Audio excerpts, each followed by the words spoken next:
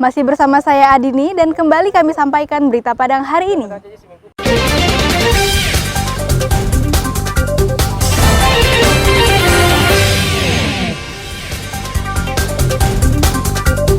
Pasien infeksi gangguan pernapasan atas meningkat akibat cuaca yang tidak stabil.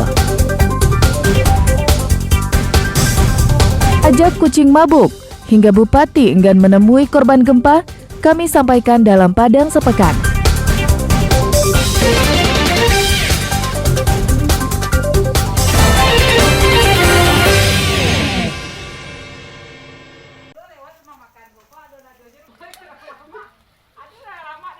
Kebiasaan membakar jerami yang dilakukan sebagian besar petani di Indonesia ternyata menimbulkan efek buruk terhadap kualitas udara. Salah satu daerah yang petaninya banyak melakukan hal tersebut adalah Sumatera Barat. Untuk mengurangi dan mengubah kebiasaan tersebut, sebuah lembaga swadaya masyarakat peduli lingkungan menggelar pelatihan kepada para tenaga penyuluh pertanian. Pelatihan yang digelar selama 1 pekan ini dilaksanakan di Padang dan diikuti peserta dari 8 kabupaten kota di provinsi ini. Peserta diajarkan mengolah lahan pertanian mereka tanpa membakar. Berbagai solusi dan teknik pengolahan tanah diajarkan. Pelatihan ini menjadi pilot proyek untuk menurunkan emisi gas rumah kaca dan meningkatkan pendapatan petani. Sebab teknologi yang diajarkan bisa mengurangi biaya dan meningkatkan hasil pertanian.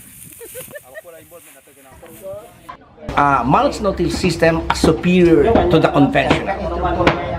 Superior because first, it reduces the cost of production. It's easy for them because they don't till anymore. They don't burn because they return the crop residue that would improve the fertility of the soil so that you get a very good combination of fertile soil and reduce cost of fertilizer that would increase the farmer's income. Daerah dikhususkan pada daerah hotspot yang banyak kebakaran karena program ini tujuannya untuk mitigasi perubahan iklim, menurunkan emisi gas rumah kaca dan meningkatkan pendapatan petani serta penguatan organisasi petani. Bagi peserta, ilmu yang mereka serap nantinya akan diajarkan lagi kepada para petani. Selain itu, para penyuluh juga berusaha mengubah kebiasaan petani yang selama ini sudah dilakukan turun-temurun. Karena kita memang pada prinsipnya seorang penyuluh itu kan memberikan informasi. Kita dilatih ini kan adalah penyuluh. Penyuluh itu memberikan informasi kepada petani berupa teknologi. Nah, ini kan salah satu teknologi. Nah, teknologi itu harus kita sampaikan. Nanti di bawah bagaimana prosedurnya berjalan, kita akan coba untuk melakukan itu terus. Kira-kira berat nggak? Kalau untuk kami penyuluh, karena selalu berkomunikasi dengan petani, tidak ada yang berat. Dalam pelatihan ini, peserta belajar ilmu-ilmu sederhana, pengolahan tanah dengan sistem mulsa, dan mengurangi penggunaan bahan kimia. Sehingga selain menjaga kelestarian lingkungan, juga mengurangi biaya yang selama ini dikeluarkan petani. Arset Kusnadi melaporkan dari Padang.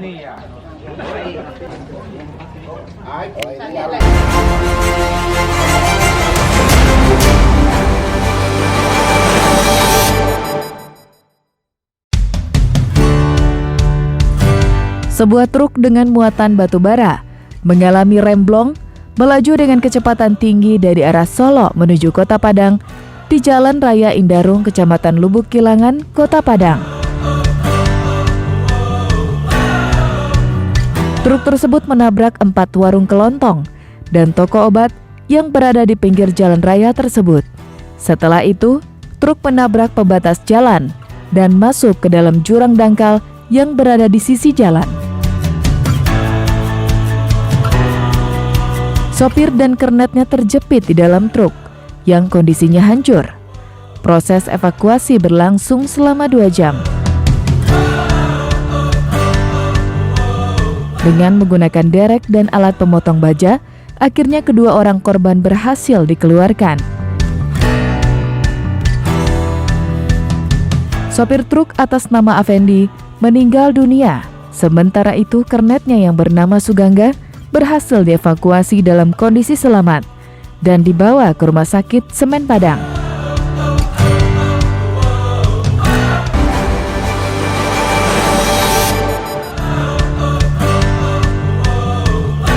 Beberapa orang dari komunitas pencinta kucing menggeruduk sebuah kos-kosan yang dihuni oleh 3 wanita muda.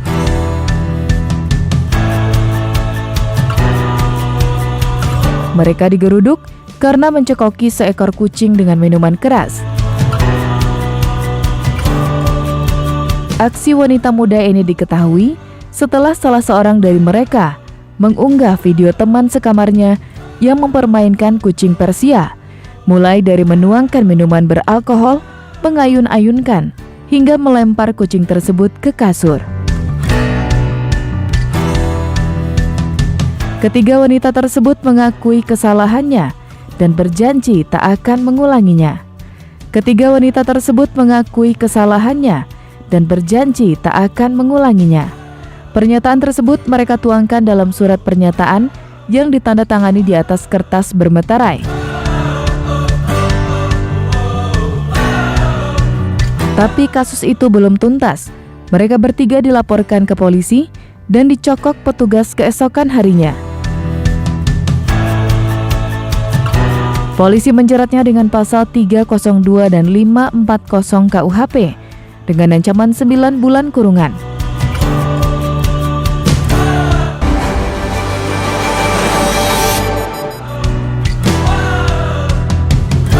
Tujuh petak toko yang berada di lokasi padat permukiman di Bundaran Simpang 4, Pasaman Barat, hangus terbakar. Banyaknya material yang mudah terbakar menjadi penyebab api cepat membesar dan menghanguskan bangunan yang terbakar.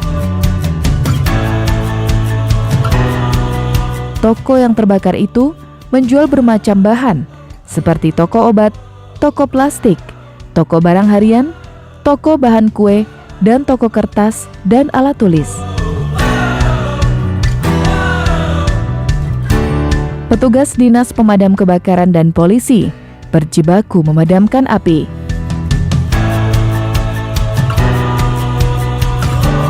Empat mobil pemadam kebakaran dan sebuah mobil water cannon Polres Pasaman Barat baru berhasil menjinakkan si jago merah 3 jam kemudian.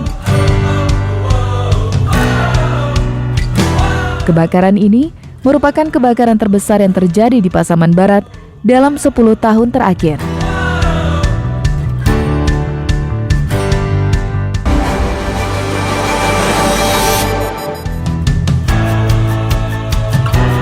Diduga hilang kendali, sebuah mobil minibus yang dikemudikan oleh seorang guru masuk ke parit sedalam 1,5 meter di daerah Kampung Sikabau, Pasaman Barat.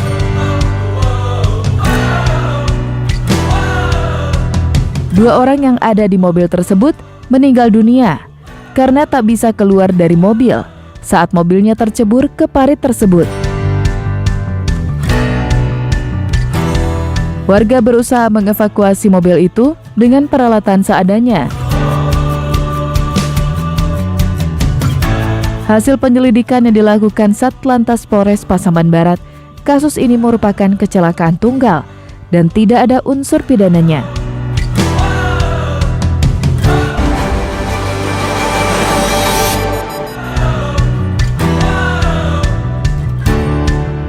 Untuk kesekian kalinya, warga korban gempa menggeruduk kantor Bupati Pasaman Barat. Mereka mempertanyakan bantuan gempa yang tak kunjung diterimanya. Namun kedatangan puluhan warga korban gempa itu tak berhasil menemui Bupati. Tokoh masyarakat Pasaman Barat mengecam sikap Bupati yang enggan menerima warganya yang menjadi korban gempa. Tak kehilangan akal, warga menginap di sebuah ruko yang berjarak 200 meter dari kantor Bupati Pasaman Barat.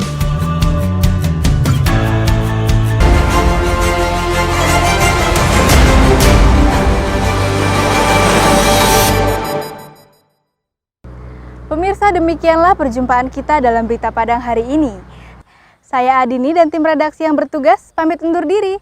Selamat beraktivitas dan sampai jumpa.